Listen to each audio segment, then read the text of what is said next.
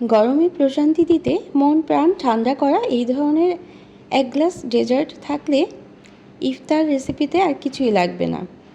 আসসালামু আলাইকুম, আমন্ত্রণ জানাচ্ছি আজকের এপিসোডটি দেখার জন্য। আশা করছি কাছে দূরে সবাই অনেক বেশি ভালো আছেন। তো আমার আজকের রেসিপি ডেজার্ট সাবুদানা এবং ফলের কুচি দিয়ে। তো রেসিপি ভালো লাগলে অবশ্যই লাইক, কমেন্ট, শেয়ার করে পাশে থাকতে পারেন। গরমের দিনে ঠান্ডা ঠান্ডা এই ধরনের এক প্লেট ডেজার্ট অনেক বেশি প্রশান্তি দিতে পারে আর অনেক স্বাস্থ্যকর একটা রেসিপি। আশা করছি সবার কাছে অনেক বেশি ভালো লাগবে। সব উপকরণের সঠিক পরিমাণ সহ রেসিপিটি শেয়ার করার চেষ্টা করছি। এখানে 3 কাপ পরিমাণ দুধ নিয়ে নিলাম। ঘন করে জাল করা দুধকে আমি আরও কিছুটা সময় নেড়ে জাল করে নিলাম। তো 1 টেবিল চামচ পরিমাণ কর্নফ্লাওয়ার নিয়ে নিলাম। তরল দুধ দিয়ে কর্নফ্লাওয়ারটা খুব ভালোভাবে গুলে নিতে হবে। এটা কিন্তু জমাট বেঁধে যায়, এজন্য অনবরত নেড়ে গুলে নিতে হবে। এবং দুধটা যখন বলক চলে আসবে তখন আমরা চিনি দিয়ে দেব। এখানে আমি 1/3 কাপ পরিমাণ চিনি দিয়েছি, তবে চিনিটা মিষ্টি পরিমাণটা যার যার রুচি অনুযায়ী দিতে হবে। এখানে 3 কাপ দুধের জন্য আমি 1/3 কাপ দিয়েছি, আপনারা চাইলে হাফ কাপও দিয়ে নিতে পারেন। আর কর্নফ্লাওয়ারটা গুলে রেখেছিলাম সেটাও কিন্তু এভাবে করে নেড়ে দিয়ে দিতে হবে। আর কর্নফ্লাওয়ারটা দেওয়ার সাথে সাথেই এভাবে করে নেড়ে নিতে হবে। 5 থেকে 7 মিনিট নাড়ার পরেই খুব সুন্দর ঘন হয়ে আসবে এবং তারপর আমরা নামিয়ে নেব। খুব বেশি ঘন করার কিন্তু দরকার নেই, একটু তরলই থাকবে। তো কেমন কনসিস্টেন্সিটা থাকবে দেখে তো নিলেন। তো এখানে একটা প্যানের মধ্যে আমি 1 কাপ পরিমাণ পানি দিয়ে দিলাম এবং 1 চা চামচ পরিমাণ আগার আগার পাউডার দিয়েছি। এই আগার আগার পাউডারটা যে কোনো তরলকে ঘন করতে সাহায্য করে থাকে। তো চুলায় না দিয়েই কিন্তু আমি নেড়ে মিশিয়ে নিয়েছিলাম আগার আগার পাউডারটা পানির সাথে। তারপর প্যানটা আমি চুলায় বসিয়ে দিয়েছি এবং বসিয়ে দেওয়ার সাথে সাথেই কিন্তু অনবরত নেড়ে নিতে হবে। আর 2 টেবিল চামচ পরিমাণ চিনি দিয়ে দিলাম। আর 1 টেবিল চামচ পরিমাণ এখানে আমি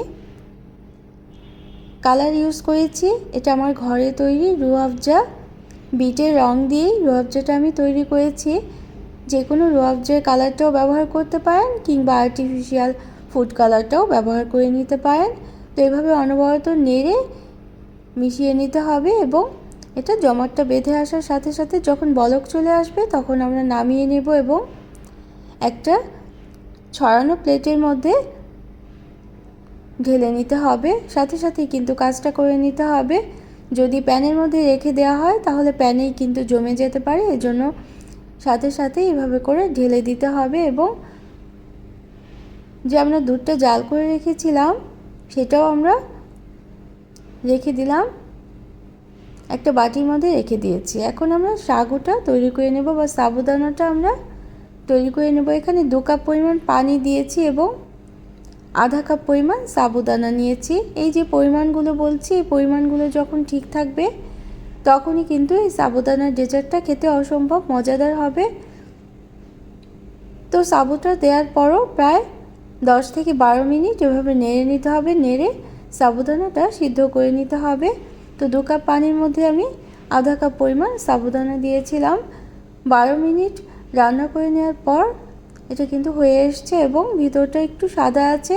পরিপূর্ণ সাদা করার দরকার নেই, অর্ধেক সাদা হলেই ঠিক এরকম যখন হবে তখন একটা স্ট্রেনার নিতে হবে এবং স্ট্রেনারে ঠান্ডা পানি সাথে সাথেই দিয়ে ধুয়ে দিতে হবে এই সাবুদানাটা, না হলে কিন্তু জমাট বেঁধে যেতে পারে।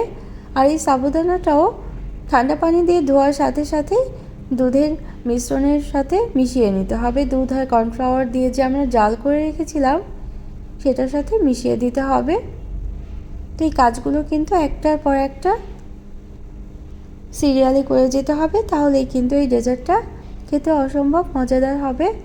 তো গরমের দিনে এরকম একটা ডেজার্ট খেতে কে কে পছন্দ করেন তা কিন্তু আমাকে কমেন্ট করে জানাতেই পারেন।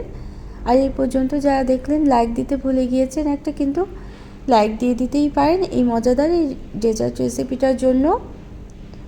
তো জেলোটা কিন্তু প্রায় 20 থেকে 25 মিনিট নর্মাল টেম্পারেচারে রেখেছিলাম। আপনারা চাইলে কিন্তু ফ্রিজেও রেখে দিতে পারেন। রেখে দিলেই এভাবে জমাট বেঁধে যায়। আমি একটা ছুরি দিয়ে কেটে নিলাম। তো তো সব কিছু রেডি করে নেওয়ার পর আমরা একসাথে মিশিয়ে নেব। এখানে ফলের কুচিটাও কেটে নিয়েছি। ফলের কুচি হিসেবে আজকে আমি আঙুর এবং খেজুর নিয়েছি, আর পরে একটা কলা দিব। আর বাদাম কুচি নিয়েছি, এখানে আমি কাঠবাদাম কুচি নিয়েছি। আর ডেজার্টটা তৈরি করার জন্য এই দুধের মিশ্রণ এবং সাবুদানার মিশ্রণটাকে আমি ফ্রিজে নর্মাল পজিশনে রেখেছিলাম ঠান্ডা হওয়ার জন্য। তারপর জেলোটা প্রথমে আমি এভাবে করে দিয়ে দিলাম এবং তারপর অন্যান্য ইনগ্রেডিয়েন্টস যেমন ফলের কুচিগুলো দিয়ে দেব। তো দেখলেন তো কত সহজ একটা রেসিপি। তবে যখন ইনগ্রেডিয়েন্টসের পরিমাণগুলো ঠিক থাকবে তখনই কিন্তু এটা অনেক বেশি সুস্বাদু হবে। ইফতার টেবিলে এমন একটা ডেজার্ট রেসিপি থাকলে সবাই অনেক বেশি আকর্ষণ নিয়ে খেয়ে নেবে। ছোট থেকে বড় সবাই অনেক পছন্দ করবে।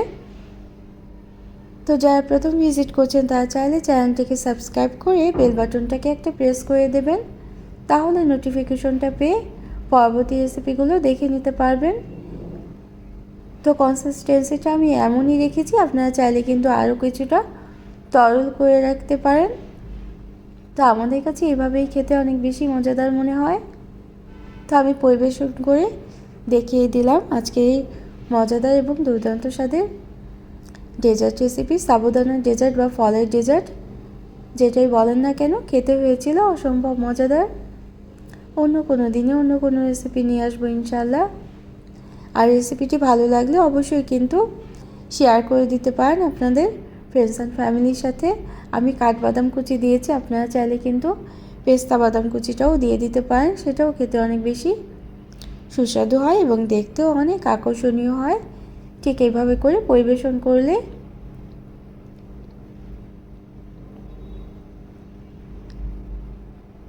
তো যারা এতক্ষণ সাথে থাকলেন কষ্ট করে, সবার জন্য রইল অনেক অনেক শুভকামনা। সবাই অনেক বেশি ভালো থাকবেন, আমাদের জন্য দোয়া করবেন। Thanks for watching. Allah Hafiz.